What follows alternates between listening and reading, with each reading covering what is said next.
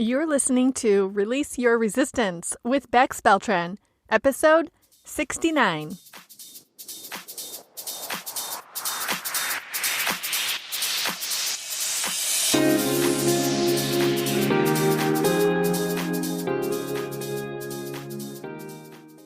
Welcome to Release Your Resistance. This is Bex. The only reason why any of us don't have what we want in life is because of our own resistance. Right now, I'm learning how to recognize and release my resistance, and this podcast tells you how you can release your resistance so that you can live the exact life that you want. Let's get started. Listen all the way through to the end of this episode because I want to tell you about an email, just one specific email. But for now, let's talk about my favorite qualities. And at the end, I want to share a quality secret. And I wonder if you'll figure out as you listen what the secret is, or if it's one of those secrets that is actually an obvious thing that everybody already knows, or if you agree with me that discovering this secret is actually kind of fun and interesting. I tried to think of the favorite qualities that I like about myself and the qualities that I love about my friends and that I would look for in a friend. And then, of course, I thought about qualities that I love in my partner and what I guess I might look for in a partner. And that quote-unquote wish list has probably changed over the years.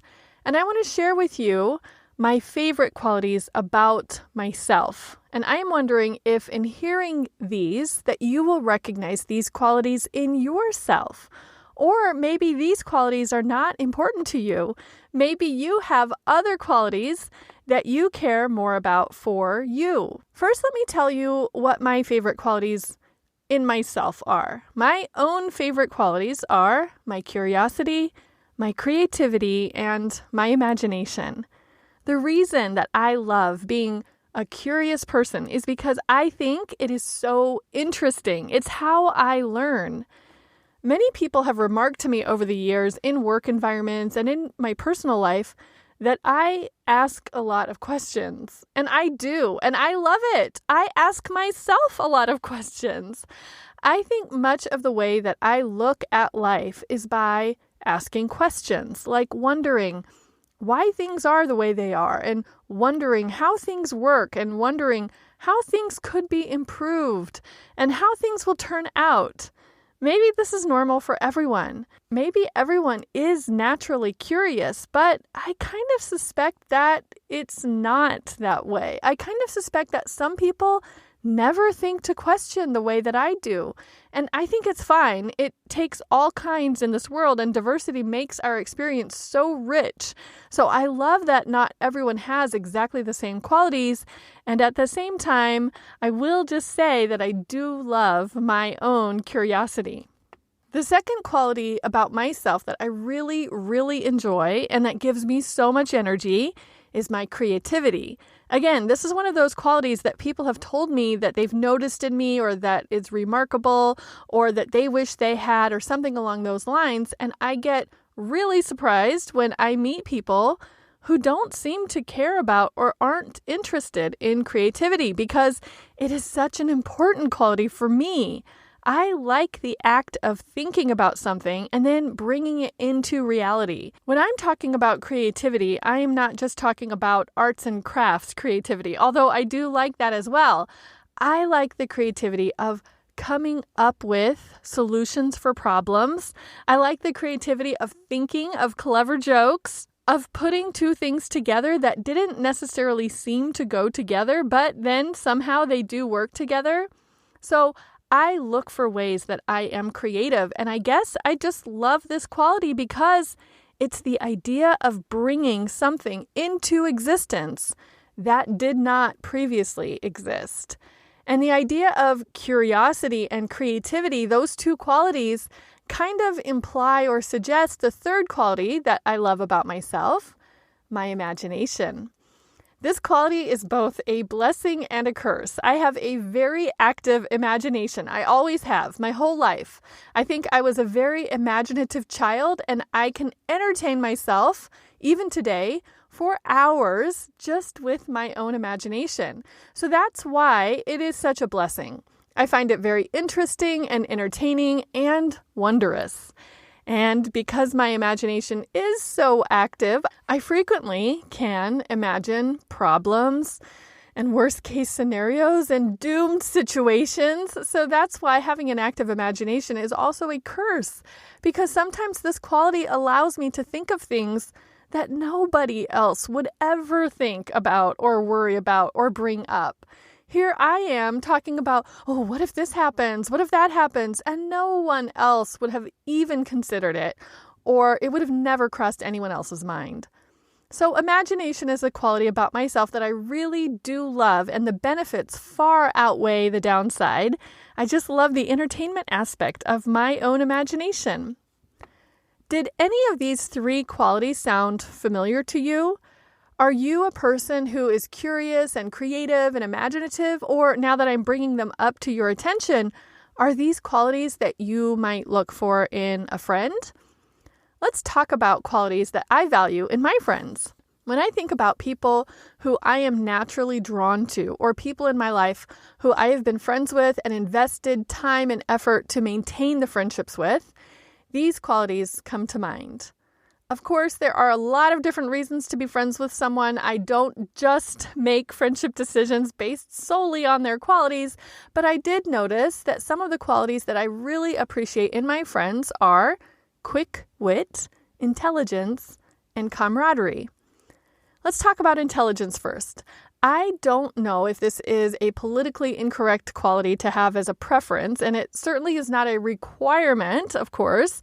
So this might sound super privileged or super judgy, but I do notice that I like spending time with people who are intelligent.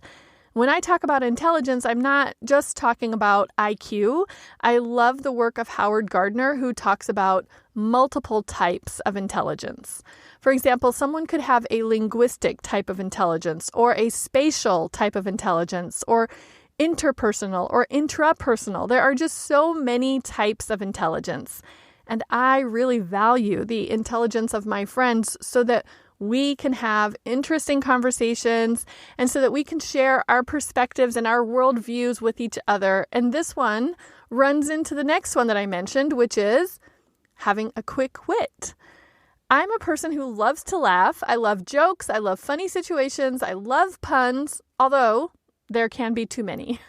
I actually spent some time with a guy who was very, very into puns. And I'll tell you, that did get a little bit too much. I'm sure he thought he was amazing, and he is amazing. He's a great guy, but he also overused his pun invention quality.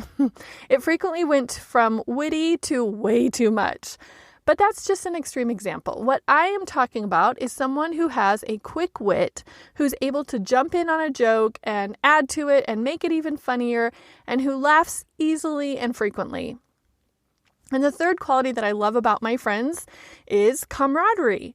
The fact that we genuinely like to spend time together, that we look for opportunities to spend more time together, that when we are together, we're in a good mood, we like each other's company, and when we leave each other after having spent time together, we miss each other.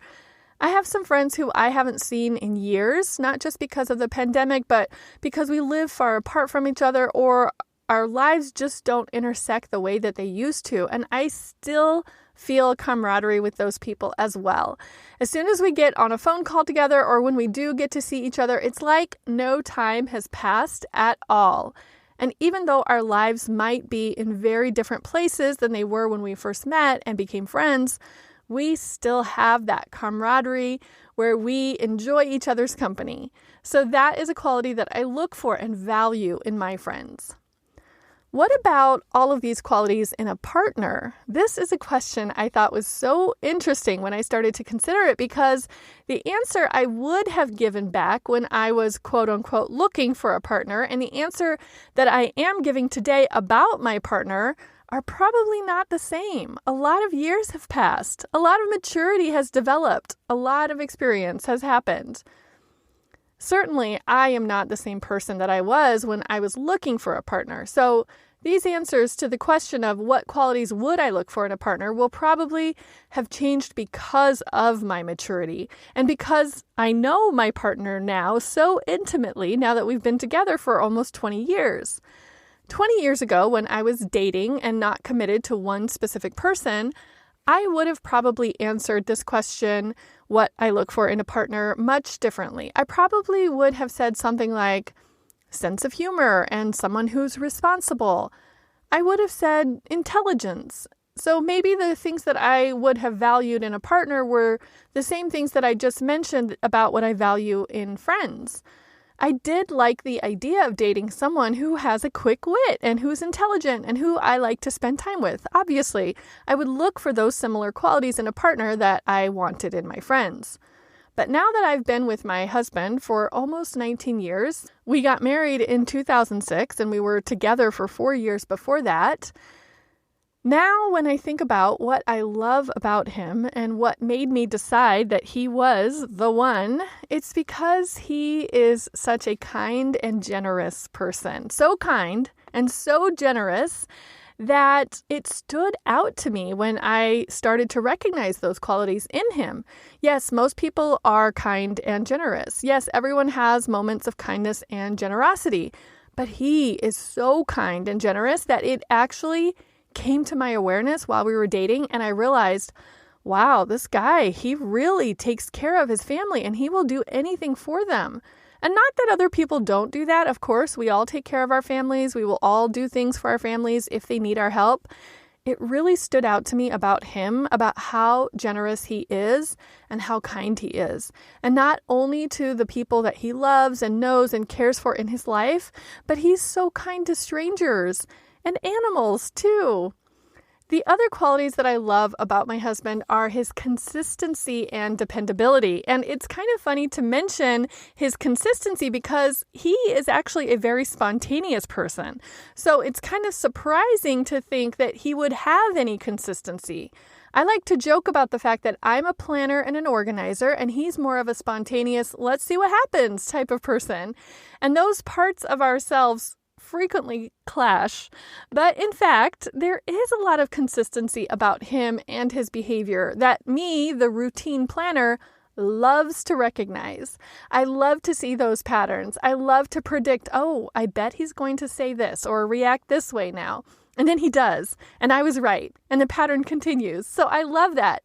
But I think someone can be dependable without being consistent. My husband is very dependable, and I value that so much. Not because I need to depend on him, because I am pretty independent. His dependability is kind of a bonus. Being in a partnership with someone who is so dependable, even when I don't quote unquote need it, and knowing I would be fine without being able to depend on him, but I do get to depend on him, it is such a great quality. And just like I mentioned that I think I am an independent person, my husband is so self-sufficient. And it's one of my favorite qualities about him. His self-sufficiency was another one of the things that stood out to me when we first started dating. That quality demonstrated that when he wants something, when he wants to learn something, when he wants to figure something out, he can figure it out for himself. I see so many areas of his life where he is self-taught, where he has given himself his own opportunities, where he has created what he needed and wanted for himself. And no one else offered it to him or gave it to him or showed him the way. He just decided he was going to do it, and then he did. And this is such an attractive quality, more attractive than any eye color or height or body physicality or anything like that. Just the idea of someone who can figure out what they want for themselves and then how to get it for themselves is amazing. And I want to point out, I didn't decide that I wanted these qualities in a partner up front. I didn't see these qualities right away. I didn't know I valued them when I was dating. But I must have intuitively recognized that he had them and I wanted them in a partner. What about you? I'm wondering now if I have sparked any interest in you. Have you started to think about qualities that you value in yourself and your friends and family and partner? Or if you're kind of on the lookout right now to find and develop new friendships and new relationships and partnerships, I wonder if my description has given you something to think about as far as what qualities you might look for and value in yourself and in other people and in relationships.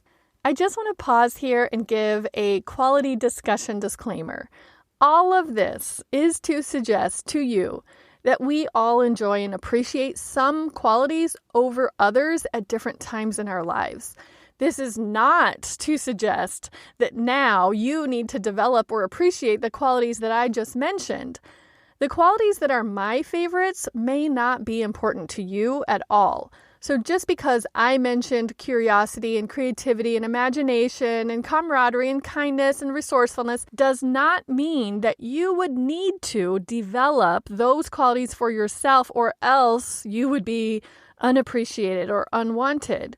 And just because I favor those qualities does not mean that you need to favor these qualities and seek these qualities out in yourself and or in your relationships with friends and partners and other people.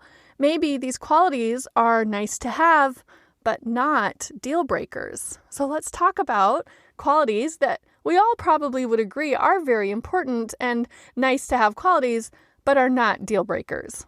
When I was thinking about these qualities, I really came to the realization that sure, these qualities are nice to have, but for me, at least, they are not mandatory in any way. If someone that I know and love doesn't have these qualities, I am still down. I'm still good to go. It doesn't matter to me. I will definitely make do without appreciating these qualities in someone in my life. The first one is attentiveness. Maybe this goes back to my own quality of imagination and being able to entertain myself and my own independence, because I just don't need to be paid attention to all the time. And that might be funny to say as someone whose podcast you're listening to right now, where I'm basically asking you to listen to me, pay attention to what I want to tell you. But in real life, if someone is not super attentive and doesn't remember all of my details and doesn't check in on me, that's fine.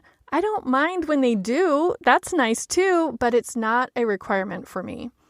I don't think I need attentiveness as a quality in a partner or even as a friend. I think I would rather have those qualities that I mentioned earlier. I'd rather have a connection with them versus being checked in on or attended to.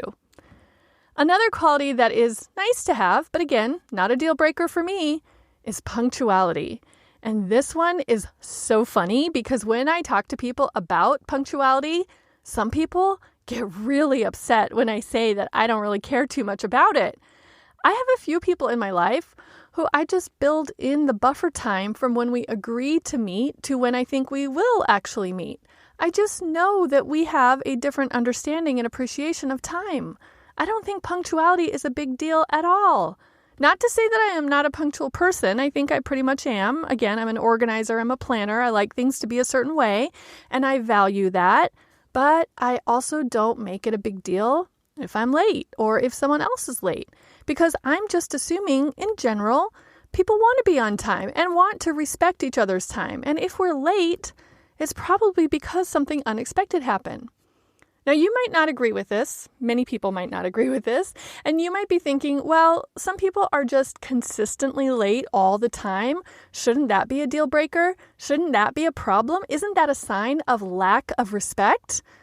I really don't think it is. I think someone can completely respect me and also never show up on time. I don't think there's a correlation between those two. I think the same is true in business and employment situations. Again, I'm not advocating for tardiness or lack of awareness of time. I like being aware of time and being on time. I think it's great when people are on time, but I have heard other people just get really bent out of shape about someone showing up late or being late or even being consistently late. And I think, well, if they're consistently late, you know that. So why would you expect the alternative? Why would you think someone who you've recognized as consistently late, why would they be on time? You can just do the time conversion for yourself in your head, and then you never have to be bothered by it again. So that's why the quality of punctuality is just not a deal breaker. But I'm open to other suggestions. If you know something about the importance of punctuality that I don't know or that I am overlooking, tell me. I want to hear about it. Another quality that it's kind of funny. These are all kind of funny, right? This one, it's a nice quality to have, but certainly not a deal breaker. It's charm. We all love charming people, right? Charming people, by definition, are charming. And they are, even if not physically attractive, they've just got that quality about them that is attractive, like magnetic. They are so charming. So it makes sense that charming would be a nice quality to have. But what I want to say is, it's certainly not a deal breaker. I have known and loved so many people in my life who are, to put it poorly, I'm sorry, I don't know of a better way to say this, but who are boring and awkward, dull and blunt, the opposite of charming. And I'm sure we've all known and loved people who are just not that charming, but who are great people and who have amazing other qualities. And that's why I think while being charming is nice, it is not a deal breaker.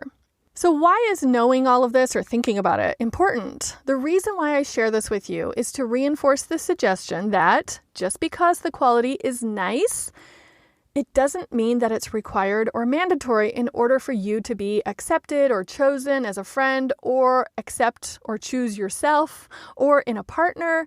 I'm pointing this all out to you with the suggestion that you might want to consider your favorite qualities the way that I have just now. Consider which qualities you find nice but not deal breakers.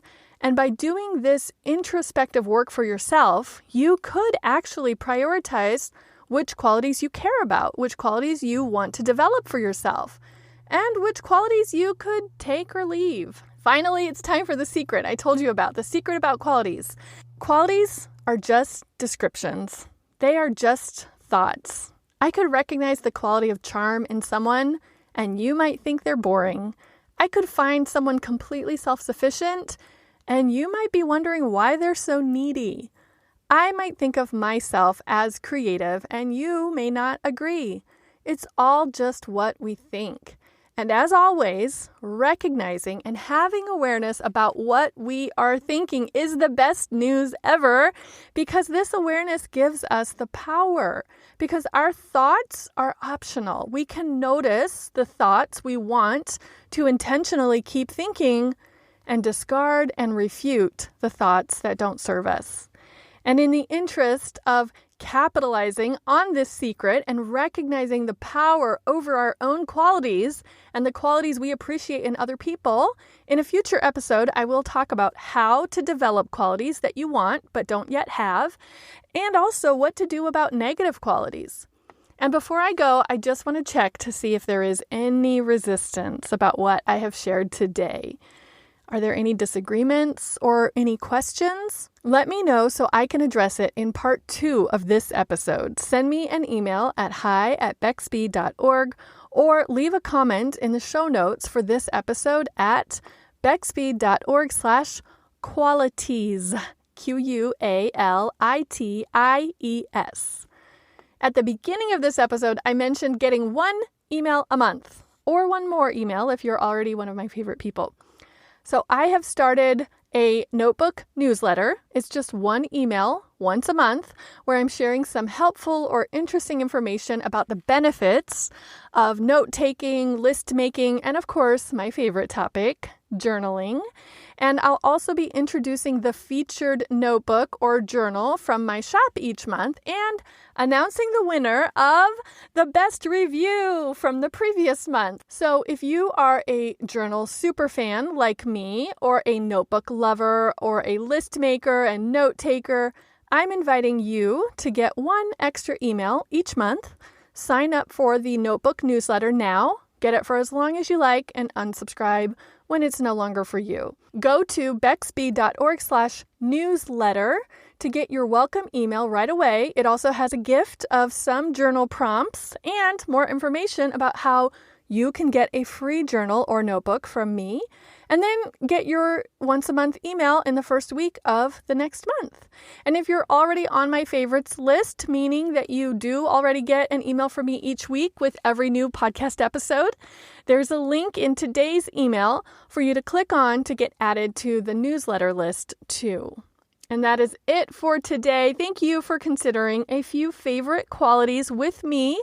I haven't decided if I'll do the second part of this episode next week, or maybe I'll talk about some very interesting fictional women. Both episodes are going to be so good that I can't decide, so let me know if you have a preference. Either way, you will hear from me again next week. Talk to you later. Bye-bye. This has been Release Your Resistance. Thank you for listening. If you like this podcast, make sure you're subscribed and leave a review on Apple Podcasts. Also, think about someone who you know who would love this episode and share it with them. There should be a share button on your app if you're listening to this on your phone. If you'd like to continue this conversation one-on-one or in real time, come visit me on my site at beckspeed.org to see how we can work together.